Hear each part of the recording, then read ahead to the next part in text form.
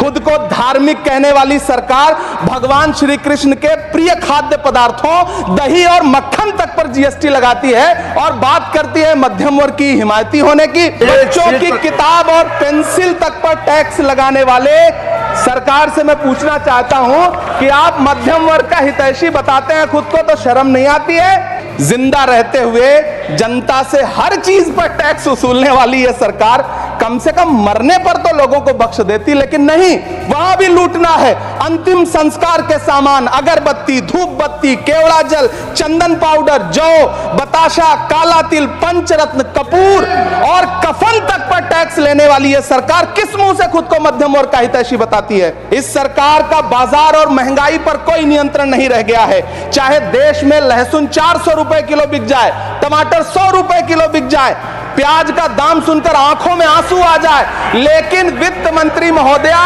Budget में महंगाई का मां भी नहीं बोलती हैं। पिछले 2 साल अमृतकालीन बजट पेश किए गए और इस बार एक नई शब्दावली गढ़ी गई है, तुष्टीकरण बनाम संतुष्टीकरण का बजट। सभापति महोदय, सुनने में कितना अलंकारिक लगता है यह शब्द।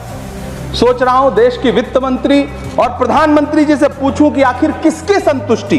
वित्त मंत्री जी इस बजट को मध्यम वर्ग को संतुष्ट करने वाला बजट बता रही हैं। अरे मैडम, हम आप यहां पर बैठे रहते हैं और वहां बाहर इसी दिल्ली में 1 लीटर दूध, चाहे वो अमूल का हो या फिर मदर डेयरी का हो, उसकी कीमत 73 रुपए लीटर है। इतना महंगा बेच करके कौन संतुष्ट हो रहा है, गरीब जनता या आपके धन्ना सेठ दोस्त?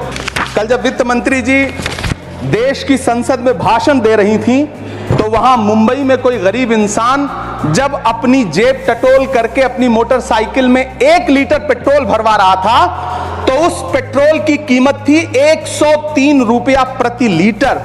आखिर इतना महंगा पेट्रोल डीजल खरीद के कौन संतुष्ट हो रहा है? इस देश के गरीब लोग या फिर सरकार के चहेते धन्ना सेठ? कौन सी संतुष्टि, किसकी संतुष्टि? कदम कदम पर टैक्स देकर लुटने वाली जनता की या फिर जनता से टैक्स वसूल करके धन्ना सेठों का खजाना भरने वाली सरकार की? किसकी संतुष्टि? जो झूठ बोल के करता है मुतमईन सबको, वो झूठ बोल के खुद मुतमईन नहीं होता। कौन सा शब्द सर, कौन सा शब्द? झूठ। ठीक है सर, मिथ्या बोल करके, जो मिथ्या बोल के करता है मुतमईन सबको, वो मिथ्या बोल के खुद मुतमईन नहीं होता। ये राहुल जी का असर है जो मखाना बोर्ड की घोषणा हुई। अखिलेश जी, आपको याद होगा भारत जोड़ो न्याय यात्रा में 30 जनवरी 2024 को बिहार के रंगभूमि मैदान में राहुल गांधी जी का पूर्णिया में भाषण था और उसमें मखाना को लेकर उन्होंने आवाज उठाई थी। ये